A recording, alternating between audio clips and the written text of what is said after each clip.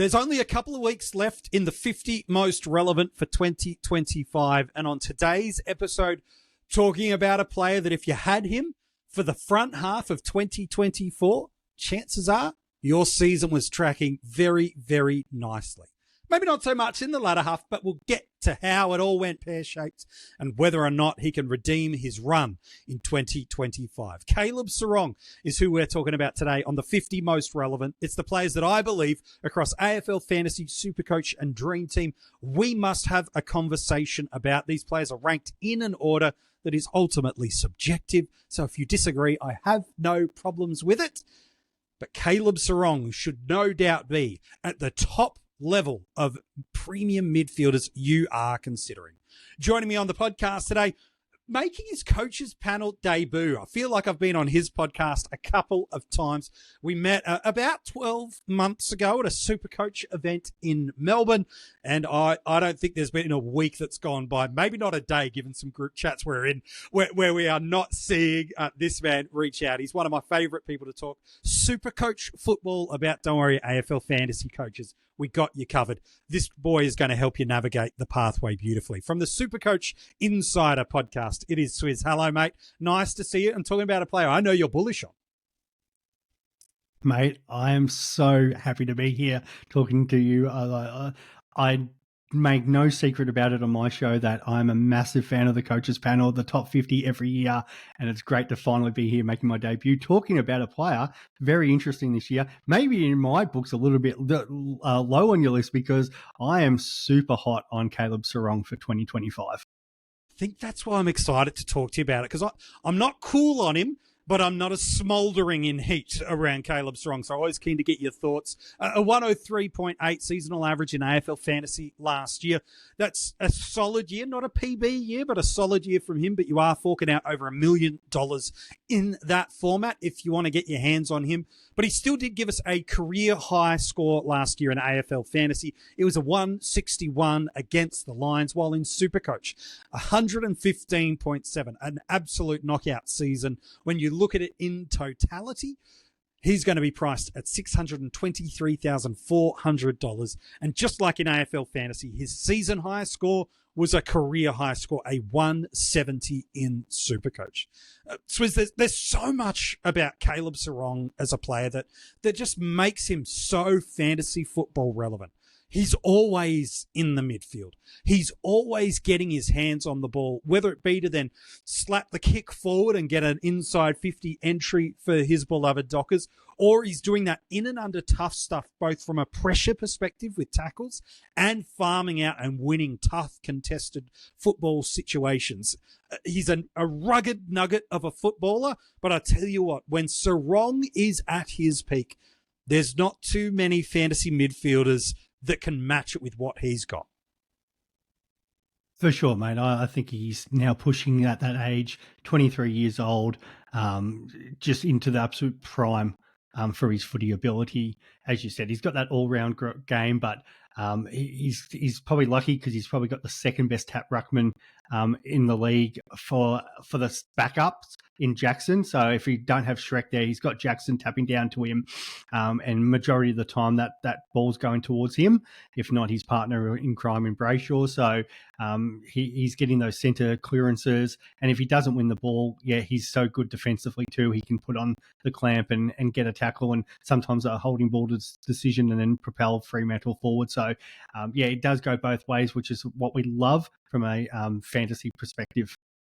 In AFL Fantasy last year, the 13 tons was collated to that average of a 103.8. 4 of them over 120. And while maybe not as many conversion of hundreds to 120 plus captaincy scores, that was a regression from what he did in 2023 at the Dockers. But there's still some big ceiling here. Like in fantasy, a 141 and a 161 in SuperCoach are rarefied levels of ceiling. It's not unheard of in SuperCoach, but in fantasy, getting anything over 150, like they only happen every 2 to 3 weeks in the comp. SuperCoach, you probably get one a week in that territory. So for someone like Serong's ability to do that and to only drop his scoring under 80 just once is amazing. He's top 15 in the league for total points, and that's with a disastrous back half of the year. While in SuperCoach, 17 tons, 8 of them over 120. This is captaincy territories, 140, 141, 150, that PB of 170. And importantly, nothing under 84 too. So he's unlike other premium midfielders that when they get tagged, they just give you 60s and 70s. And even with now the flex and bottom scores coming off, this is the guy that he's never burning you with a horrible basement score. Top 6 in the league for points, top 7 for best average for our midfielders last year. And you alluded to it a bit there, Swizz, before. Like the pre and post buy splits are amazing. Like the 106 post buy in SuperCoach, 94.5 in fantasy. Post buy is not great, but the pre stuff, 114 in AFL Fantasy, 124 in SuperCoach. This is top of the line sort of premium midfielders that Swizz, if he can score like that for us to start the year yet again, due to that slow start, the slow end to the year, my goodness me, this could be a pick that absolutely changes your SuperCoach trajectory. And I think that's where I'm extremely bullish, because we've seen that high scoring ability over multiple weeks, so 12 rounds, as you said, in particular for the SuperCoach 124, which is absolute top line elite for a player of his quality. He's now hit that 100 games. We know he's the leader in there. A lot of the time, probably the attention's going to go to his mate in Brayshaw, because he can be a little bit more damaging on the outside. So he's going to avoid that tag. But for me, I was sort of breaking down why that sort of slip, and I think that's why a few people are concerned. We're looking at that post average of 106 in particular in SuperCoach there, which is still actually quite a good score, but thinking, is that more what we're going to see compared to what we saw in the first half? But I feel like there were some reasons for that. One of the big ones was result driven. So Brayshaw there, Serong there in wins was averaging in SuperCoach, for a point of view, 127 in a win, and it was 108 in losses. And come that second half of the year, especially the last 4 games, we did see Freo drop from, I think, 3rd position down to obviously missing the 8. So they were in games, but that's a big part of it, where results driven. If Freo aren't succeeding, and that comes down to a little bit of, obviously, Serong not playing as well, but there's another 22 players involved in any given game for Freo. So if they're not obviously hitting the scoreboard and he's not getting those part of those scoring chains and everything that comes to that, that definitely dropped off. The other big part of his scoring was he actually had Optus averaged 122 and then Interstate 108. And then again, some of those losses, second half of the year, were games that they were playing away. They played in Sydney, UTAS, MCG, back in Sydney again. So they do have that extra game this year that North Melbourne have sold off to them. So now all of a sudden, because they obviously have the Derby and now the North Melbourne game, we're getting, I think it's 13 games at home for the Fremantle Dockers and just the 10 away. So that should hopefully, if he continues that average, bring up that whole average for the season up just a little bit. Yeah, that's fascinating. 3 of their first 4 games to start the year too are at Optus Stadium. And so if that trend that Swizz you've identified for us maintains, and a favourable opponents in most of those games too, if those 2 variables collide, now all of a sudden you've got the potential of that 10 points per game of upside across the formats that you've alluded to, because such a strong start to the year, such a disappointing end, he's almost sandwiched right in the middle, his price point. So some might say that's what he is. Others might go, yeah, but at his best, there's 10 points of upside. Others would look at the post buy and go, oh, teams did start to tag him. And I know you talked about Brayshaw being a more prime candidate. Teams felt like last year they could shut down on his ball winning and extraction and then limit the Young impact through the midfield, the Brayshaw limit through the midfield. Whether or not that trend holds through into 2025, we'll watch and see with interest. But this is a guy that you look at and you go, man, even with such a good year in SuperCoach, there's a pathway with upside. And in AFL Fantasy, an underwhelming season given how good his start was, and you compare it to his 2023 year where he had more hundreds, higher 120 conversion, and an overarching higher ceiling and average through there. So there's a lot of interesting factors through there. What do you think was the big correlation for that fall off? I know you've talked about some of the victories that have come through there and lost. Was there a bunch of different things? Because Fremantle as a midfield mix feels fascinating to me. I'm not thinking the Bolton inclusion is going to radically shape up their midfield. I think, if anything, it's their fourth and fifth options that might have a bit of differentiation through there. I do see it as Brayshaw, Serong, and Young as a core central three that CBA-wise will be what they build around. But their market share of who gets points in what week, who's really the prime ball mover, who's the number one scorer, it feels like it changes a lot this week. Was that some of the correlation between his fall off as well, or was there some other elements within that from your perspective?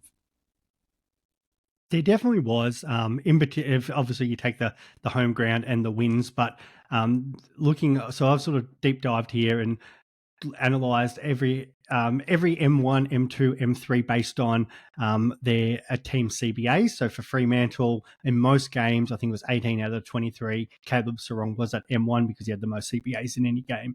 And then it was Brayshaw and then flow down from there. But there was a little bit of a drop-off because in a couple of games, Nat Fyfe was still their M1 in both games against Sydney. So he went in there for, I think it was 18 times and 25 times in those respective games, which were equated to, I think, 86 and 76% of the CBAs. And that actually dropped Caleb Serong down to his normal being that M1 guy. So we saw against Sydney, he only put up an 85 for SuperCoach. And then also against the Bulldogs, he was actually their third CBA attended midfielder that day. So again, that dropped to sort of a 96. So there were the games like that where he wasn't the number one guy, because Fyfe, it looks like they put up against the Swans, the Bulldogs, maybe in Geelong, just because he's that bigger body, which I think we'll obviously continue to see the regression of that as Matt Johnson and the development of some of these younger guys and the less reliance on Nat Fyfe. So it was kind of interesting that, they actually chose to go down that path. And maybe it was just the way it worked out on that particular day. But the fact that Nat Fyfe in most games was the M4, and then all of a sudden he jumped up as the M1. And then that was just a natural drop-off from Serong in those games, because he's not, no one needs to take 5 or 10% CBAs off a player. And you will see that score drop by 10 or 15 points, just because naturally they're not around the ball, they're not winning that centre clearance as we know. So I feel like that goes back a little bit this season, and Serong, I think they will continue, and be it the M1 or the M2, him or Brayshaw will continue probably take up the majority of that again. I don't see Matty Johnson or Erasmus or any of those guys sort of pushing up. So it's really is those two young, and then I think Fyfe does at best become the standard F4, M4 in any given time. So if that means Serong is getting a little bit of a bump in a couple of those games where he did drop off because of Fyfe, there could be a little bit of an uptick against sort of the tougher opponents, which is surprising because it doesn't actually worry him, because we saw in game 1 of the last season against Brisbane, who ended up winning the premiership. That was his best score for the year. Like he had 46 touches that day. So I think now the fact that he is that 100-game, the number one midfielder in that side, they'll have him locked in there as that CBA 1 or 2 on any given week. Yeah, I don't see a world where he's not one of the highest midfield presence guys. I think that the archetype build of this Fremantle midfield, they have absolutely nailed. You've got that beautiful work rate runner that can play inside and outside, that can link up and apply defensive stuff and win the ball in an Andrew Brayshaw.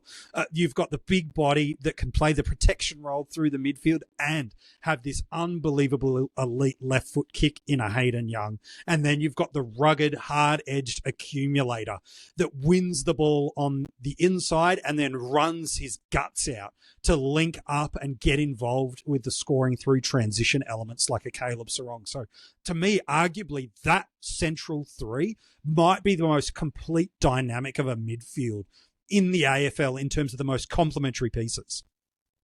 And I'll add a little bit more to that. So in regards to M1 and M2, from a SuperCoach perspective, I apologise to the AF and DT listeners, but so he averaged 117 SuperCoach as the M1 and the M2 for Freo last year. When he went to that M3 position, so obviously where Fyfe or Brayshaw had taken more CBAs, he was only averaging 107, which happened in the 4 games. So that was a natural decline to his overall scoring, which brought his average down. So I expect him to be in any given week, bar in injury, that he'll be M1 and M2. And yeah, it shows from a SuperCoach perspective, he averages 117 across that last season, and being the fact that now he's 23 and 100 games under, like he started last year as an 80-game player.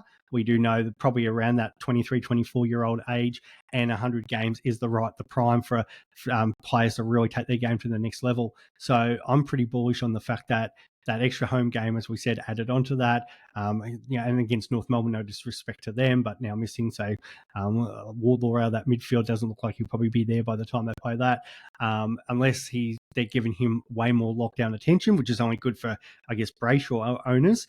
I feel like there is still a little bit of a bump on that overall average because, if he's playing pure midfielder and he's getting those CBAs, he should be going from a SuperCoach perspective at least 117.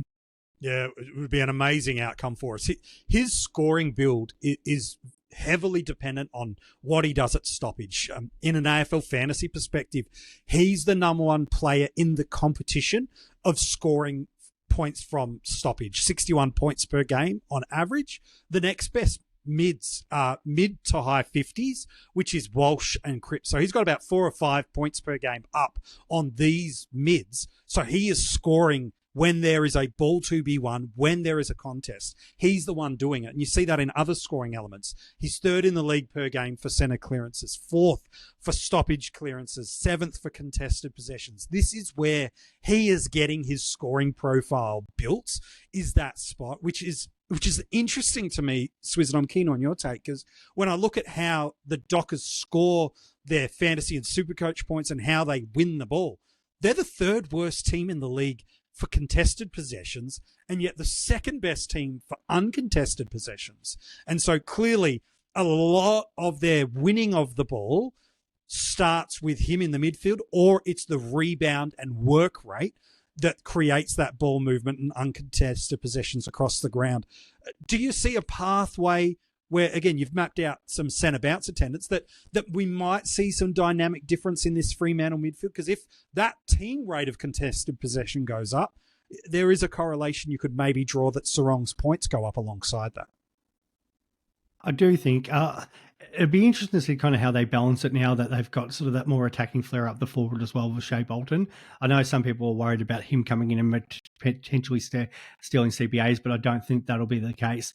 The other part, and we're talking about trying to get maybe small scores around the ground versus that sort of CBAs, but even if it's around the ground and we're talking about, say, stoppages, a big difference. And even though he still scored reasonably well in those last 2 games, like he had the 2 tons in SuperCoach, he did have Liam Reedy rucking in those couple matches. So that is also a drop-off compared to, say, if he has Shrek or Jackson taking the majority. So I think it will also depend on sort of how they go. And it does look like the case that if it isn't Shrek, it might be Reedy. So that might be one sort of worry to us, that if he's rucking, is there a bit more of a flat line? But if Shrek's fit and firing, and then Jackson's doing the rucking in the second, the forward half, I think that bodes well for Serong to at least, if the ball's coming through throw-ins and ball ups, that he can still sort of score around the ground and not worried about exactly needing the CBAs. Yeah, I think the real conversation that coaches should take out of this, and there's a lot of great things you've dropped for us, is that sometimes when we're chasing a player as an upgrade in the season, we end up not only quote-unquote overpaying, we end up damaging our side in the process, because at that 114 pre-buy in AFL Fantasy, 124 pre-buy in SuperCoach, you are paying for him at a arguably untenable price point. The only way is down. Now, was he going to go 20 points per game, under which he did do post-buy? I don't think anyone forecast that. But when a player is going at a career, almost unsustainable peak like he was at that run of games, I think it's a good learning for us, Swizz, and I'm keen on your take here of, yes, we want to get the best players in our team and have them for as long as we can, but if you brought in Serong at his buy or 1 or 2 or 3 weeks beforehand, how do we make that identification of, I'm overpaying and the regression is the only pathway, versus he's undeniable top of his line, there's no better option, and I've just got to pay the price if I don't want to get hurt anymore. Have you got some wisdom for us to help us separate the difference between reaching versus getting the best? Yeah, it's a hard one because we obviously know things change throughout the year. I like starting somebody like a Serong. As you said, they could tag. I'm more bullish on the fact they could give more attention to, say, Brayshaw, but as you said, they were giving some attention to Serong. Teams don't tend to tag until it sort of comes into around sort of round 6, round 7. You see all the people in the media go, why aren't they tagging? Kane Corns is a big one for that. Yeah, and that was his role, and he's massive on it, and I 100% get it, because what happens over a preseason is teams back their structure in. So they plan everything around what their midfield can do, not to worry about what stopping the other team's midfield. And there's a little bit about that also, because as a club, you're bullish about how you're going to go, and you're not so worried about sort of the opposition teams. And then what ends up happening round 6, round 7, the players that have gone off the charts, Nick Dacos's last year, obviously Serong, Zach Merritt, those sort of people, it becomes, oh, hang on, we've got somebody who can actually lock down. We maybe need to put some attention into these sort of guys. So for somebody like Serong, if you do think he's going to be the one that's going to get tagged at Freo at some point, I would rather start somebody like that, because he's probably not getting the attention in these early games because they're going to back themselves in that's in the opposition. And where what ended up obviously happening last year too, apart from the results going against Fremantle and probably not able to see out the season, and that also had to do a little bit about, they did lose Tracy up the forward line, so that was a big loss, and all of a sudden that impacted their win-loss, which we don't know obviously impacts the wrong scoring. So you probably got to have a look at not what's happening to this individual player, but what's happening for the rest of the team. And if you sort of saw, okay, Darcy's out injured, Tracy's out injured forward, Freo have lost some avenues there that are going to help them win games. It's always hard to trade out somebody who's averaging 110, 120 in the different formats. But there was, that's going to impact somebody like his scoring. So sometimes, bringing, as you said, moving heaven and earth to bring a player like that in, there's probably other avenues, and those people who say maybe jumped on a Hawthorn player or another team that had a maybe an easier fixture, they probably got the fruits and the spoils than what those did that jumped on Serong late. Yeah, I'm bullish on this Fremantle team coming back to finals. To me, health is the greatest hindrance to them. They now have all the pieces of the puzzle. They've got two very different but very damaging rucks. I've already mentioned how keen I am on their central three mids as arguably the best complementary three mids in the comp. They've got tall forwards now that can take a mark and convert goal. They've got the X factor in their forward line that they'd lost with Michael Walters with age. They've now got that back with Bolton. They've got run and carry players for days. They've got tall defenders. They've got interceptors. Health is the thing that is going to hijack this Fremantle team, and it's why I see people's bullishness, not just around Serong, but about wanting to get their hands on a Fremantle midfielder early, because this fixture looks unbelievable. 3 of the first 4 are at Optus Stadium. You've mentioned how good Serong is there, but it's the Cats, which is a historically good matchup for us from a midfield perspective. Yep, there's Swans, so does a Dean Cox tag or not? You've already mapped out a pathway where teams historically have hesitated from that, let alone under a new coach. Then they've got the Eagles, the Bulldogs, the Tigers. That's where another monster scoring game from him came for us last year. The D's and the Crows, who are a high stoppage team too. So favourable for a player like Serong. So I see a world where people that start with one of these Fremantle mids and ones with captaincy considerations like a Serong, if all things go the way I believe they will, oh man, the 124 pre-buy could just be the edges of what Serong delivers over the first 5, 6, 7 weeks of 2025. 100%. And this fixture is gold for them, as you said. Geelong, who they've still got a couple of players a little bit underdone, so that the trip down is not going to worry them. But even so, even on your formats, even if Serong was to score poorly, it cycles out anyway. Like, we're not trading these players in or out usually as a premium, but it's not something to kind of worry about it going, okay, this guy's going to drop one bad score, like big deal. Like, you're picking him for his consistency, because we know he doesn't miss games, and he's always sort of, around that level for a ton, if not higher tons after that. And but more importantly, great captaincy and VC option too. So, they play the Swans on a Sunday, West Coast also on a Sunday, Bulldogs on a Sunday, Richmond on a Sunday. So if your vice captain's fouling, you've got the perfect person to chuck that captaincy on and, back in a good score. And then it moves on to the opposite. So then he's got some Friday night and Thursday night games. So perfectly for that VC option. So here's a guy that's got the ceiling, got the ability to go on both formats, as you said at the start of the show, over 150.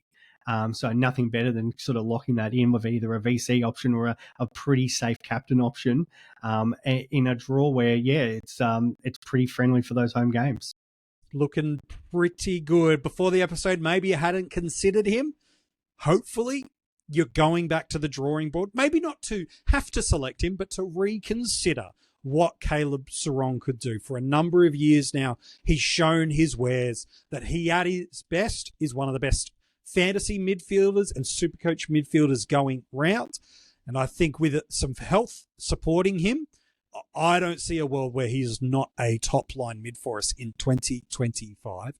And that brings us to drafts. We here at the Coaches Panel choose to draft on the Keeper platform, but it is no better time to be a draft coacher in the community. With the Slider platform also popping up this year, AFL Fantasy has done some reinvestment into that tool, SuperCoach, and of course Dream Team. There are so many places now where you can hold your season-long Keeper or Dynasty League drafts.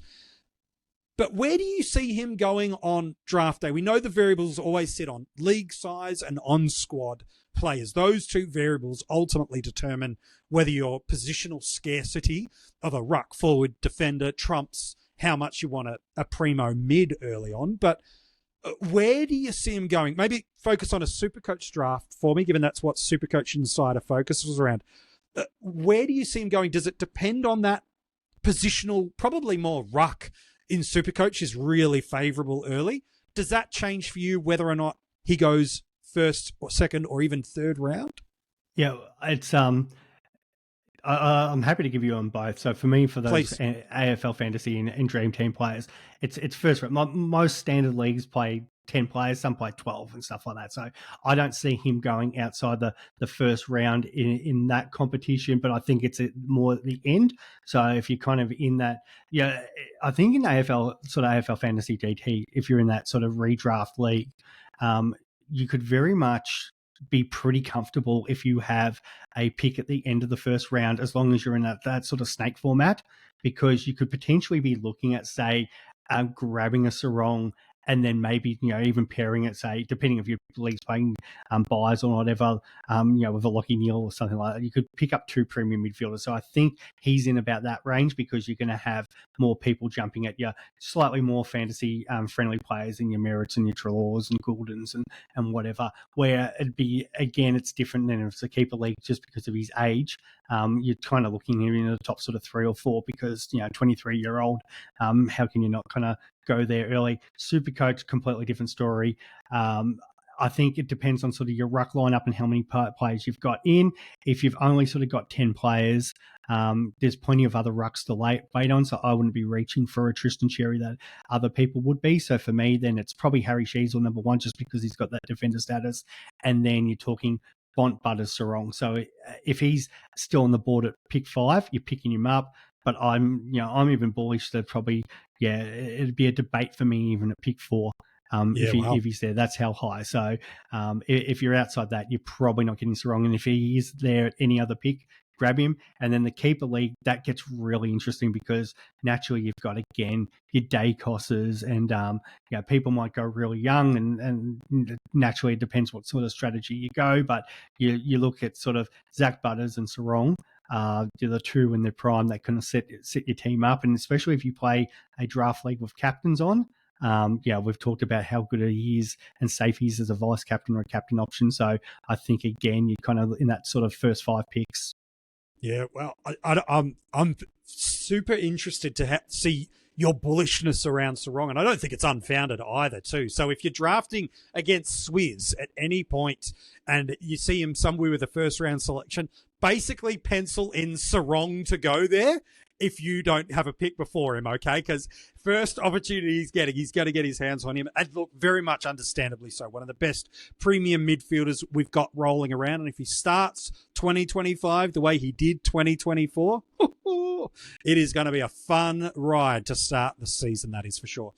Hey, mate, it's been an absolute pleasure talking to you on this podcast. For people that have played AFL Fantasy, maybe not checked in with the SuperCoach community, or they've just discovered SuperCoach Insider now due to this podcast, where can people get in touch with you, and what have you guys got cooking for us this pre-season? Yeah, mate, appreciate that. So best way to find us is on X, SuperCoach Insider 100, or Swizz 26 for me directly. Excuse me, as I'm choking on that.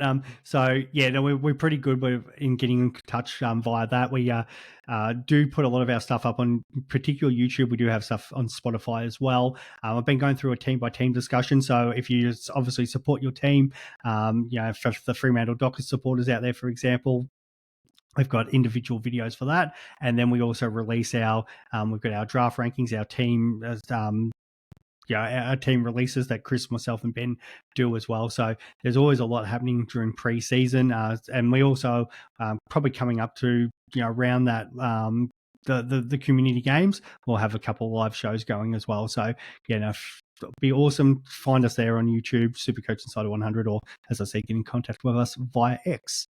We've put all the links for those places too in the description of this episode. If you're like, oh, what was that? What was that Twitter handle? Where can I do? Hey, don't worry about it, friend. We've got the URLs, the hyperlinks straight in the description of this episode to make it clean and easy for you to go and check that out. Hey, mate, an absolute pleasure. It's not the first time we've spoken on a podcast together, and I'm sure it won't be the last. No, mate, I do appreciate it. As I said, guys, even if you're my supporters who have jumped over to watch me on this, like, subscribe. I'm a big fan of the coaches panel and what MJ does. So no, I do really appreciate it, and I'm sure the community feel the same. Cheers, mate. So appreciate your support and your help in what you and the team at SuperCoach Insider have been doing now for a long, long time. If you're just catching up on your pre-season content, maybe because you've been introduced by Swizz and the SuperCoach Insider boys, you're like, this is the first episode. How many have you got? It's 50. It's the 50 most relevant. We are counting towards who I think is the most relevant. So there is a ton of episodes for you to go back and check out. You can listen to them as an audio podcast. Just search for the Coaches Panel. Wherever you get your podcast from, it is there. If you haven't given us a 5-star rating or subscribe to the channel there, make sure you do so. And this episode is also, like everything else, available as a video on YouTube. Like the video, subscribe, and comment below. Are you as hot on Caleb Serong and his potential scoring that Swizz is in 2025, or are you a little bit more apprehensive about what he could be? I'd love to see some of the thoughts in the comments below. While you're in the description of this episode to find all the links for SuperCoach Insider, we've got all the details for where you can get in touch with the Coaches Panel, become part of our Patreon. They're getting a ton of great stuff at the moment, depending on the tier level that they've subscribed in. And you get your hands on some Coaches Panel merch and look good for the season proper and represent and support the Coaches Panel. So would you like a clue of who's coming next at number 13? Let me give you one, and let's see how you go with the guessing game. You've got good. I'm not going to lie. Some people are getting good over the last week or two, but to be fair, the names are lesser to pick from. That doesn't diminish your correct guesses, friend. But here we go. Number 13. This is what I'll tell you. This guy is a top-line premium midfielder that last year he was a season-defining selection. If you did not have him for big portions of 2024, you weren't doing very well in your overall ranking. It's tough to say that one player that made that much of a difference, but with every week that went by that you did not have him, every week you required all your other player variables to outperform because he was tearing it up. And yet when it comes to this preseason, despite being one of the most defining picks of 2024, I don't see his name anywhere in any season, in any team reveal anywhere. And I don't believe there's a pathway for scoring regression. And it can't just be, I don't like paying up for players, because that's bollocks. I'm seeing everybody paying up for at least someone. So why have we got cool on a guy that has been so good for so long and was so defining in 2024? We'll talk about him maybe change your mind about him tomorrow in the 50 Most Relevant.